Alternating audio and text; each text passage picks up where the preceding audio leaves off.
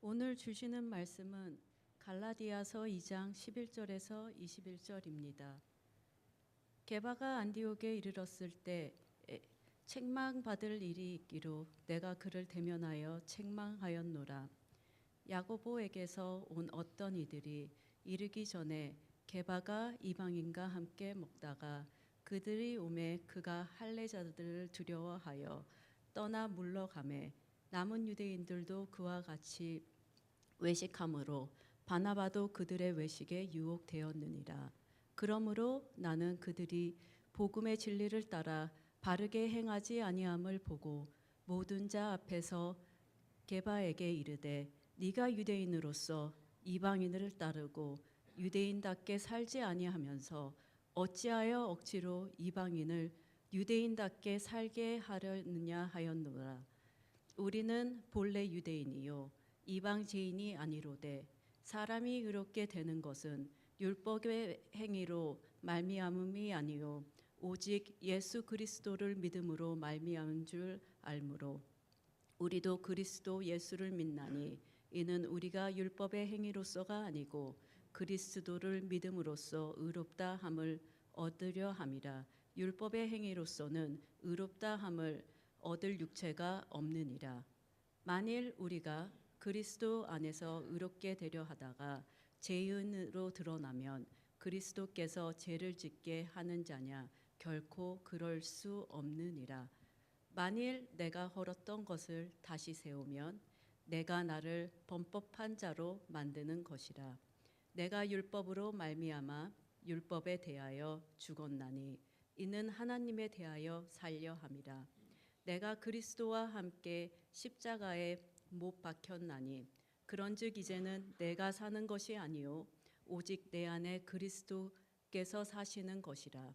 이제 내가 육체 가운데 사는 것은 나를 사랑하사 나를 위하여 자기 자신을 버리신 하나님의 아들을 믿는 믿음 안에서 사는 것이라.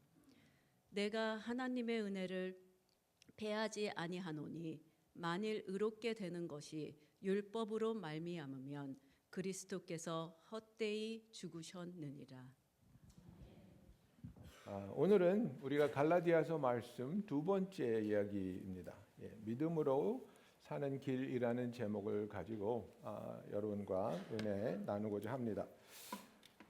내일이 그 노는 날이래요, 그죠? 그래서 이제 아이들은 정말 신났을 터인데, 근데 우리들은 아이들이 놀면 더 고생을 하지 않습니까? 근데 저도 아이들이 집에 없지만 내일 제 부인님께서 드디어 돌아오시기 때문에 하루 종일 집안을 치워야 될 것 같은 그런 슬픈 기분이 있습니다. 어쨌든 2주 만에 보니까 되게 반가울 것 같기도 합니다. 오늘 제가 나눌 설교를 위해서 사진 하나만 띄워주시겠습니까?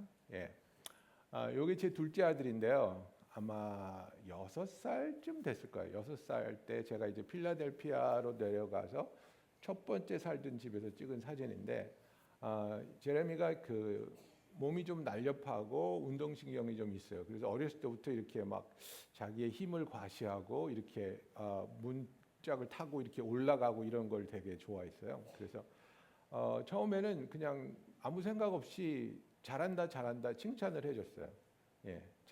뭐 나는 못하는 걸 얘가 하니까 잘한다고 해줬는데, 어느 순간에 보니까 얘가 누구든지 우리 집에 오면 이걸 하고 있는 거예요. 목사님이 오든 성도가 오든 뭐 친구가 오든 저거를 하고 있는 거예요. 그래서 얘가 왜 이럴까?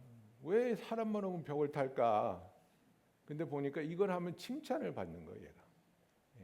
칭찬을 받는 거예요. 그래서 몇 번은 하지 말라 그랬어요. 이제 짜증이 나. 그만 좀 해라.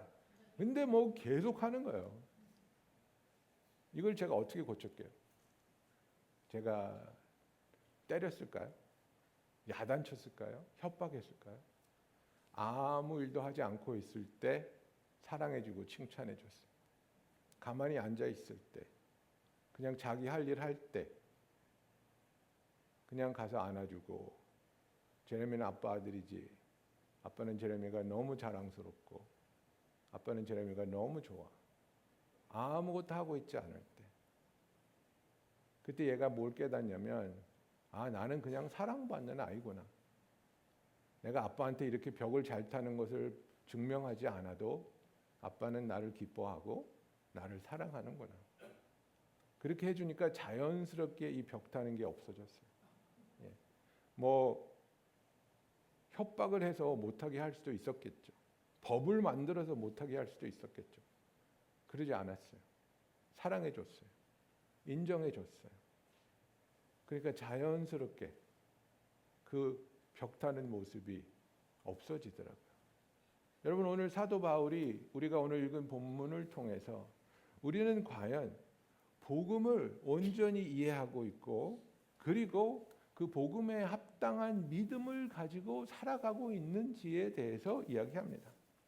그리고 이 이야기를 하기 위해서 사도 바울은 너무나도 쇼킹한 그런 이야기를 우리에게 하나 던지죠.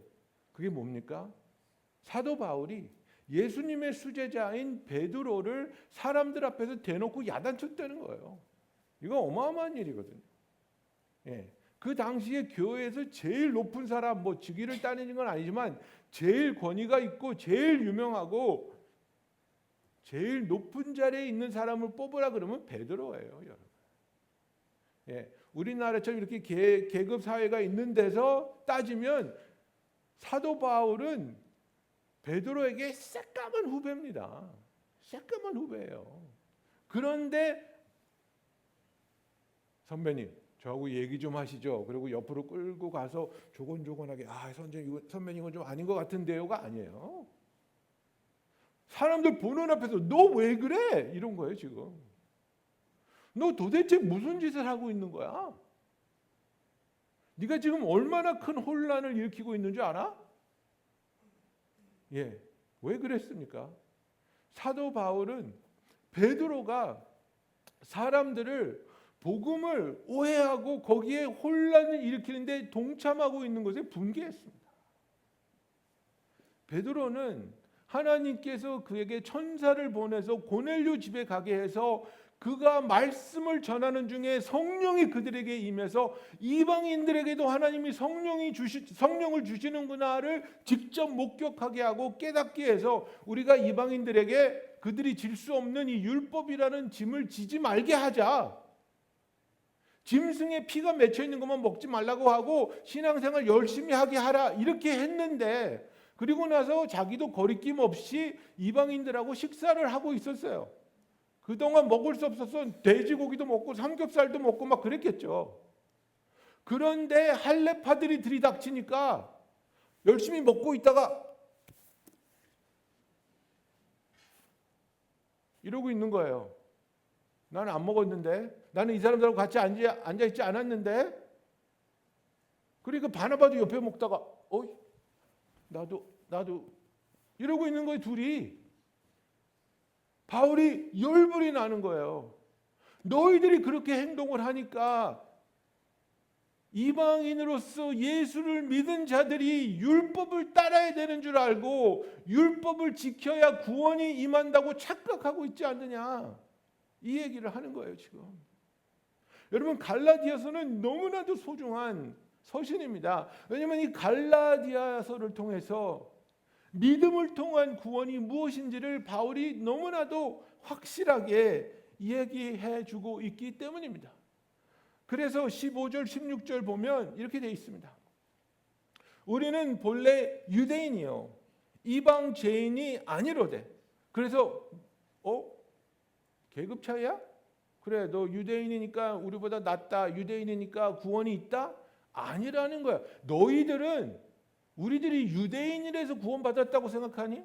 너희들은 우리들이 유대인이고 문화를 지키고 율법을 지켜서 구원받았다고 생각하니? 아니야. 16절 여러분 숙제예요. 다 외우셔야 돼. 이거 정말 일주일 내내 이거 외우세요. 목장에서 이거 시험 보세요. 상 주세요. 이거 외워야 돼요. 이게 정말로 우리가 하나님 안에서 어떻게 의롭다 하심을 받는지에 대한 핵심적인 구절입니다. 사람이 의롭게 되는 것은 율법의 행위로 말미암음이 아니요 오직 예수 그리스도를 믿음으로 말미암는 줄 알므로 우리도 그리스도 예수를 믿나니 이는 우리가 율법의 행위로서가 아니고 그리스도를 믿음으로써 의롭다 함을 얻으려 함이라. 율법의 행위로서는 의롭다 함을 얻을 육체가 없느니라. 못 박는 거예요, 여러분. 여기에 대해서 누가 토를 달겠어요? 여기에 대해서 누가 반대하고 나오겠어요? 이렇게 명확하게 이야기하고 있는데, 이렇게 복음에 대해서, 복음이 무엇인지, 믿음이 무엇인지, 믿음을 통해서 우리가 의롭다함을 얻는 게 무엇인지 이렇게 명확하게 하고 있는데, 우리는 우리의 행위를 통해서 의롭다함을 받을 수 없습니다. 우리가 구원받는 것은 믿음으로 예수 그리스도가 이루신 그 구원의 역사를 받아들일 때에 우리가 하나님 앞에서 의롭다함을 받는 것이라고 말하고 있습니다. 그래서 로마서 3장 28절에도 동일한 얘기를 합니다. 그러므로 사람이 의롭다 하심을 얻는 것은 율법의 행위에 있지 않고 믿음으로 되는 줄을 우리가 인정하노라고 말하고 있습니다. We hold that one is justified by faith apart from works of law. 우리가 율법을 행함으로써 구원받는 게 아니라는 것을 성경은 계속해서 강조하고 있는데, 우리는 계속해서 율법을 통해서, 행위를 통해서 하나님 앞에서 점수를 따고 인정을 받고, 그리고 그것을 통해서 구원을 받으려고 하고 있습니다. 우리가 하나님 앞에서 기도를 하고 말씀을 읽고 예배를 드리고 간증을 하고 섬기는 것은 하나님께서 우리에게 베풀어 주신 그 놀라운 사랑과 은혜를 경험한 우리들이 그것에 반응하는 가장 순수한 모습이어야 하는 겁니다. 내가 어떤 계산적인 동기를 가지고 이렇게 하면 이렇게 해주시겠지, 이렇게 하면 이거 주시겠지, 이렇게 하면 이런 결과가 있겠지 하면서 하나님께 드리는 것은, 그것은 순수한 예배가 아닙니다. 제가 중고등학교 때 용돈이 궁할 때가 있어요. 일주일에 20불을 주셨는데 뭐 친구들이랑 놀다 보면 일찍 돈이 떨어질 때가 있죠. 그러면 제가 어떻게 합니까? 백큐하는 거예요. 집안을 탁 백큐을 해놓고 정돈해놓고 엄마 오기를 기다리는 거예요. 내 예상에는 엄마가 누가 이렇게 백큐을 했어? 아이고 우리 아들 고생했네. 그리고 돈을 꺼내줄 것 같은데 저희 엄마는 또 고단수 아닙니까? 딱 들어오자마자 원하는 게 뭐야? 나를 너무 잘 아니까 내가 선한 마음으로 엄마를 사랑하는 마음으로 자원해서 백큐할 이유가 없다는 걸 아시니까 도대체 네 이유가 뭐야? 원하는 게 뭐야? 용돈이 떨어. 예. 그럼 자비와 긍휼로 주시죠. 옛다 5불. 근데 그게 순수한 동기가 아니라는 거죠, 여러분.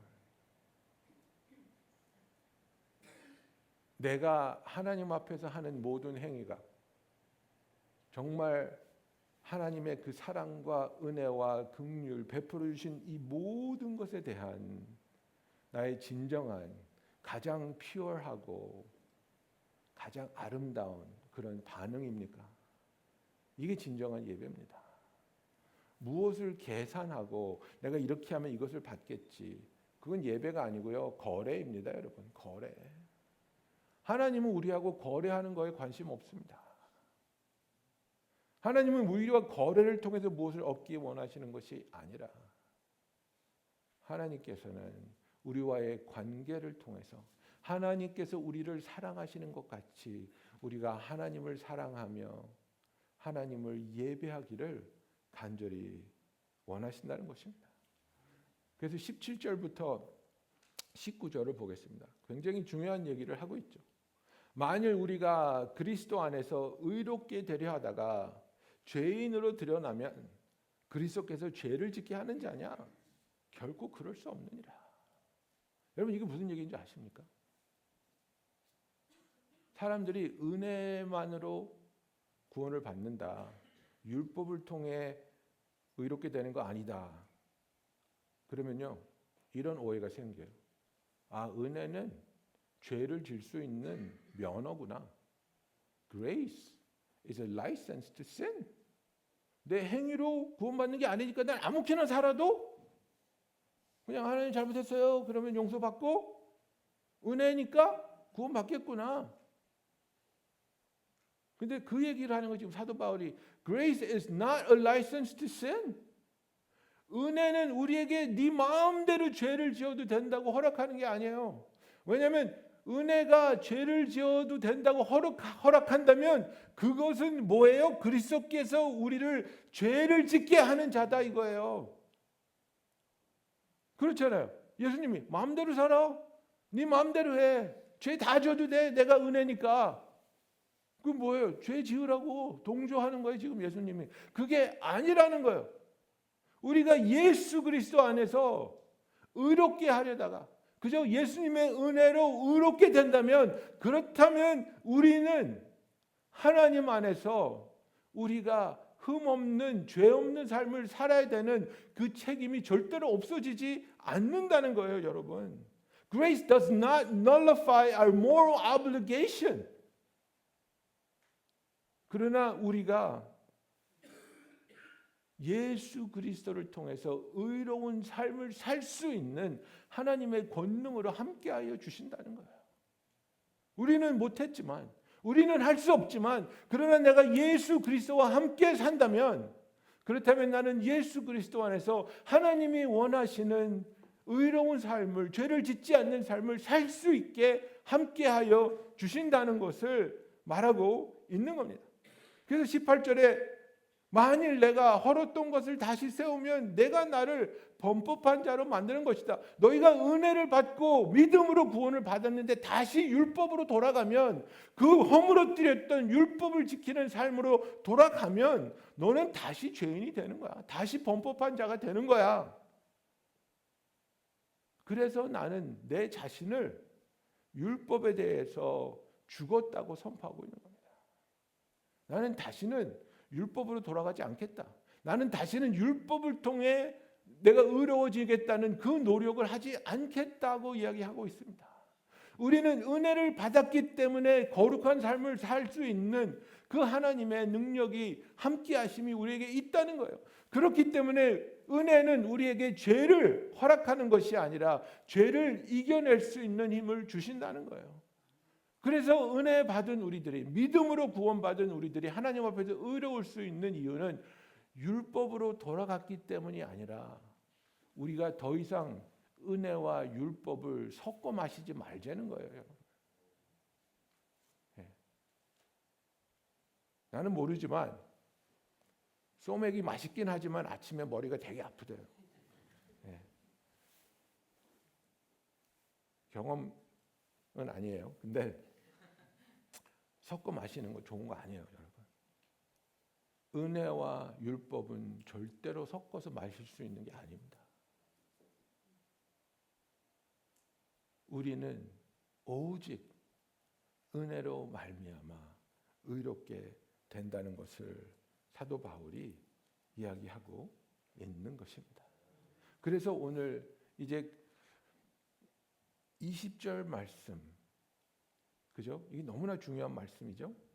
내가 그리스도와 함께 십자가에 못 박혔나니 이제는 내가 사는 것이 아니요 오직 내 안에 그리스도께서 사시는 것이라.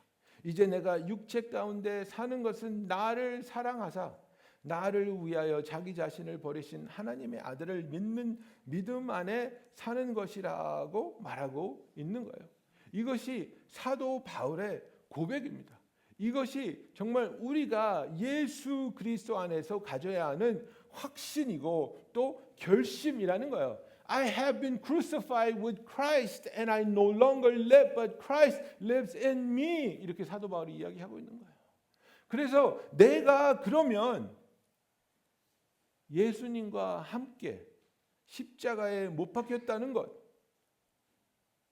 이것은 내가 믿음으로 예수의 죽음에 연합되었다는 것을 이야기하는데, that we are united in faith to the united in faith with Christ in His death. 이게 정말 중요해요. 무엇이 죽었습니까? 나의 무엇이 죽었습니까? 무엇이 죽었길래 사도 바울이 내가 예수 그리스도와 함께 죽었다고 나는 더 이상 살아있지 않다고 이야기하는데 그 죽은 게 무엇인지를 우리는 알아야 되는 거예요. 우리의 옛사람이 죽었다는 거예요. 죄에 대한 본성이 나를 의지하면서 자기 자신을 의지하며 살았던 그 모습이 내가 행위를 통해서 업적을 통해서 하나님께 인정받으려는 그런 노력들이 예수 그리스도 안에서 죽었다는 거예요. 여러분 그렇기 때문에 우리는 이 죽음의 결과가 뭔지 아십니까? 우리는 더 이상 우리의 성공이나 실패나 업적으로 평가되는 존재가 아니라는 거예요. Our identity is no longer defined by our successes or failures, but only through the redemptive work of Jesus Christ. 여러분들 우리는 나의 어떤 성공이나 어떤 실패가 나의 정체성이라고 이야기합니다. 그래 나는 이혼한 사람이야. 그게 내 정체성이라고 생각하는 사람이 있습니다. 그래 나는 아이를 낳지 못했어. 그게 내 정체성이라고 생각합니다. 그래 나는 명문 대학을 나왔어. 그게 내 정체성입니까? 그래 나는 남보다 성공했어. 그래 나는 나의 성공이나 나의 실패가 절대로 나의 정체성이 아니라는 겁니다. 이것이 복음이 우리에게 주는 자유입니다.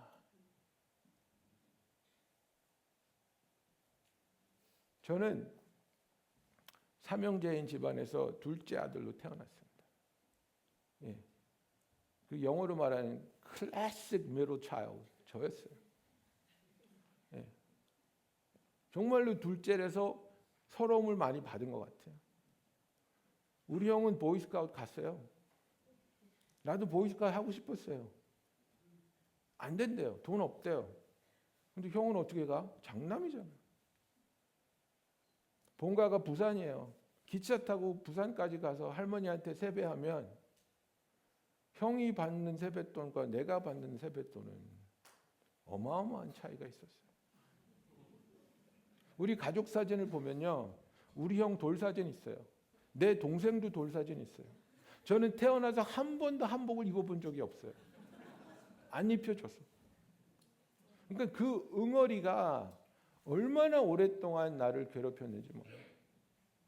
나는 중요하지 않은 존재. 나는 둘째 아들. 나는 사랑받지 못하고 인정받지 못하는 존재. 근데 그게 예수 그리스도 안에서 죽었다는 거예요. 그 서러움이, 그 상처가, 그 패배감이 예수 그리스도 안에서 그와 함께 십자가에 못 박혀 죽었다는 거예요. 나의 정체성은 그런 것들이 아니고 나는 예수 그리스도를 통해서 의롭다고 하나님이 나를 인정해 주시고 사랑해 주시고 함께하여 주시는 하나님의 아들이라는 것, 이것이 나의 정체성이라는 거예요, 여러분. 이 놀라운 복음을 기쁨으로 믿음으로 받아들일 수 있는 저와 여러분이 되기를 예수님의 이름으로 축원합니다. 그래서 사도 바울이 계속해서 얘기합니다. 나는 그리스도와 함께 십자가에 못 박혔고 그리고 내 안에 거하시는 예수, 그죠? 그런즉 이제는 내가 사는 것이 아니라 오직 내 안에 그리스도께서 사시는 것이라, 그죠? It is no longer I who live, but Christ who lives in me. 이렇게 이야기하고 있습니다. 예수님이 내 안에 사시기 때문에 우리 안에서 진정한 변화가, 진정한 새로움이 일어날 수 있는 겁니다. 예수님이 내 안에 계시고 성령님이 내 안에서 말씀하시고 그 말씀에 내가 귀 기울이고 순종할 때에 하나님이 원하시는 변화가 일어나는 겁니다. 아무리 예수님이 내 안에 내재하고 있다고 할지라도 내가 그 음성을 귀 기울이지 않고 그 음성에 순종하지 않고 거부하면 하나님은 강압적으로 우리를 바꾸지 않습니다. 그러나 하나님은 계속 말씀하십니다. 이것이 생명의 길인데, 이것이 나에게로 돌아오는 길인데, 이것이 내가 너를 통해서 역사할 수 있는 기회인데 나에게로 오지 않겠니? 나에게 맡기지 않겠니? 나를 신뢰하지 않겠니? 내 안에 예수님이 거하시고 내 안에서 예수님께서 역사하심을 내가 믿고 그 예수님의 음성에 귀 기울일 수 있으며 순종할 때 예수님이 나를 통해서 하시는 그 놀라운 역사를 체험하며 나아가는 저와 여러분이 되기를 예수님의 이름으로 축원합니다. 더 이상 나의 의지와 노력이 아니고 오직 예수 그리스도의 능력을 의지하는 삶이 되기를 간절히 원합니다. 그리고 이것은 믿음으로 살아가는 성도의 모습이라고 얘기합니다.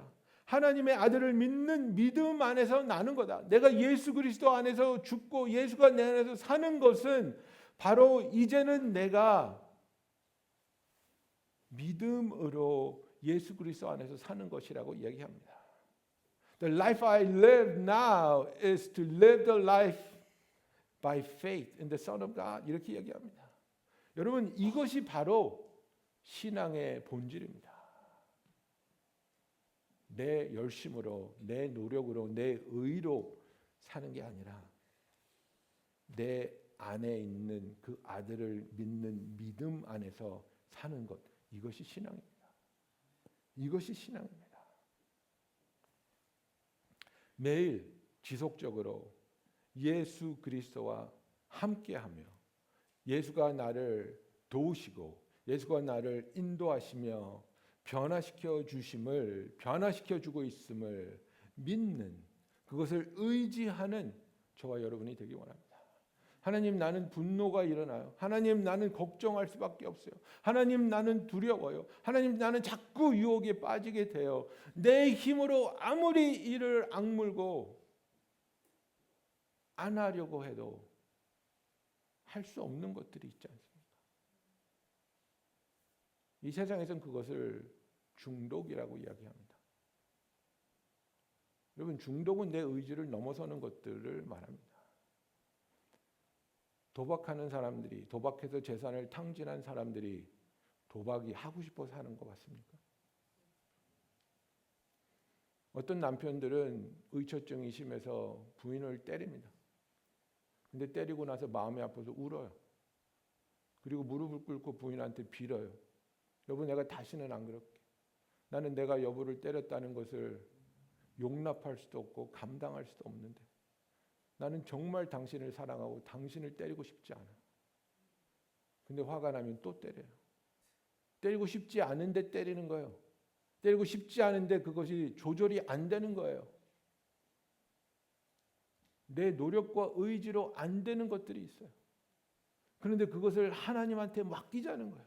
예수 그리스도 안에 맡기자는 거예요. 그래서 내 안에 계신 예수님이 나를 도우시고 내 안에 계신 예수님이 내 육적인 본능을 하나님께 맡기고 십자가에 못 박을 때 하나님께 주권을 드린 우리의 삶에서 하나님의 능력과 하나님의 사랑과 하나님의 은혜와 보호하심이 우리를 이끄시는 그 삶을 믿음으로 살아가는 저와 여러분이 되기를 예수님의 이름으로 축원합니다.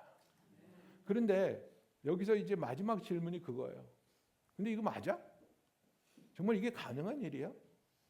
내가 그렇게 하려고 해도 안 되는데 정말 내가 예수님을 믿을 수 있는 거야? 정말 예수님은 나를 그렇게 사랑하시고 나를 그렇게 이끌어 주실 수 있는 거야? 그런 의지나 그런 마음이 있으신 거야? 나를 향한 예수의 사랑에 대한 확신을 사도 바울이 이야기합니다. 그래서 이 문장이 굉장히 퍼스널한 문장이에요. 우리라는 단어를 쓰지 않아요. 나라는 단어를 계속해서 반복해서 쓰고 있어요. 왜냐하면 이 사랑이 굉장히 나에게 퍼스널하게 다가와야 되기 때문에 그래요. 나를 사랑하사 나를 위하여 자기 자신을 버리신 하나님의 아들이라고 이야기하고 있어요. 나를 사랑하사 나를 위해서 자기 자신을 버리신 하나님의 아들. 근데 이 번역이 사실은 반대되는 번역이죠. 그죠? 영어를 보면 Who loved me and gave himself for me 라고 되어 있어요. 자기 자신을 버린 게 아니고요. 자기 자신을 나한테 주셨다고 얘기하고 있어요. 자기의 모든 것을 희생하면서 자기 자신을 우리에게 주신 분에 대해서 우리가 어떻게 그분의 사랑에 대해서 의심할 수 있습니까? 이것은 절대로 흔들리지 않는, 절대로 변하지 않는 우리를 향하신 하나님의 사랑의 선포라는 거예요, 여러분. 그리고 그 사랑은 내 업적에, 내 행동에 좌지우지되는 사랑이 아니라 내 행동과는 전혀 무관한, 만세 전부터 우리를 택하시고 우리를 불러주시고 우리를 사랑하시고 우리를 구속해 주신 하나님의 사랑이라는 겁니다, 여러분. 그래서 우리가 이 사랑을 깨닫고 우리가 이 사랑을 믿을 때 우리는 그때야 온전하게 하나님을 신뢰하며 하나님께 나의 삶을 맡기며 그리고 우리의 삶이 나를 위한 삶이 아니라 나는 예수 그리스도와 함께 십자가에 죽은 사람이고 이제 내 안에 사는 것은 나를 사랑하사 나를 위하여 자기 자신을 나에게 주신 그 예수님을 위해 살아가는 믿음으로 살아가는 내 안에 있는 예수님이 살아가시는 삶이라고 사도 바울이 고백하고 있는 겁니다. 여러분 정말 이 말씀을 묵상해 보세요. 그리고 이 말씀을 통해서 그 율법의 굴레에서 벗어나세요. 복음을 믿음으로 붙잡으세요. 우리의 행위로 우리가 남보다 착하기 때문에 우리가 남보다 열심히 했기 때문에 우리가 구원받는 게 아니라는 거예요. 우리는 죄인인데 우리는 어쩔 수 없는 죄인인데 그런 우리를 하나님이 사랑하셔서 그런 우리를 위해서 예수님께서 자기의 전체를 우리를 위해 희생하시고 우리에게 주셨다는 겁니다.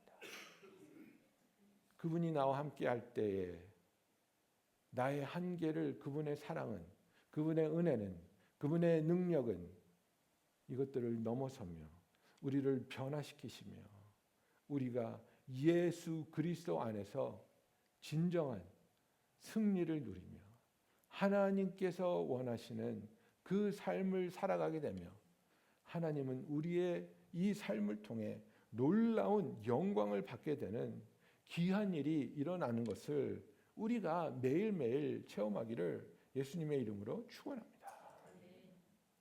여러분 사도 바울이 정말 간절한 마음으로 제가 표현을 하자면 피눈물을 흘리면서 이 서신을 쓴 거예요. 21절에 뭐라고 말합니까? 내가 하나님의 은혜를 패하지 아니하노니 만일 의롭게 되는 것이 율법으로 말미암으면 그리스도께서 헛되이 죽으셨느니라고 말하고 있습니다. I do not nullify the grace of God, for if righteousness were through the law, then Christ died for no purpose. 우리가 율법을 지켜서 구원받을 수 있으면 예수님이 왜 오셨냐는 거예요. 왜 죽으셨냐는 거예요. 그것이 불가능하기 때문에 우리 대신 오셔서 죽어 주셨다는 것을 다시 한번 강조하고 있잖아요. 우리의 삶이 예수 그리스도의 그 은혜로 말미암아 주 안에서 새로워지며 주 안에서 의롭다함을 얻을 때에 우리는 하나님 안에서 하나님이 원하시는 하나님을 영화롭게 하며 하나님의 영광을 드러내며 하나님의 복음을 선포할 수 있는 그 아름다운 선하고 아름다운 삶을 살게 될 줄로 믿습니다. 기도하겠습니다.